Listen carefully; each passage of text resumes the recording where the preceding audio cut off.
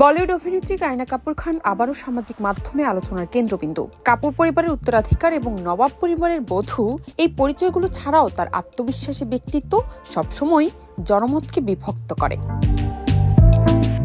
সদ্যই প্রকাশিত একটি viral video নতুন বিতর্কের জন্ম দিয়েছে, যেখানে তার আচরণ নিয়ে চলছে নানা মন্তব্য ও সমালোচনা। ভিডিওটির কয়েক সেকেন্ডের মুহূর্তেই নেটিজেনদের মধ্যে বড় আলোচনার সূত্রপাত করেছে। ভিডিওতে দেখা যায় ইন্ডিয়ান স্ট্রিট প্রিমিয়ার লিগের ম্যাচে তার স্বামী সাইফ আলী খানের দল কলকাতা টাইগার্স সমর্থন করতে গ্যালারিতে উপস্থিত ছিলেন কারিনা। সঙ্গে ছিলেন তার দুই সন্তান তৈমুর ও জেহর। সেই সাথে বিগ বস 13 খ্যাত অভিনেত্রী আরতি সিং ও তার স্বামী দীপক চৌহানও উপস্থিত ছিলেন। ভিডিওতে দেখা যায় সাইফকে ঘিরে ছবি তোলার মুহূর্তে কারিনা কিছুটা দূরত্ব বজায় রেখে দাঁড়িয়েছিলেন। ভিডিওটি ভাইরাল হতেই নেটিজেনদের মধ্যে সমালোচনার ঝড় উঠেছে।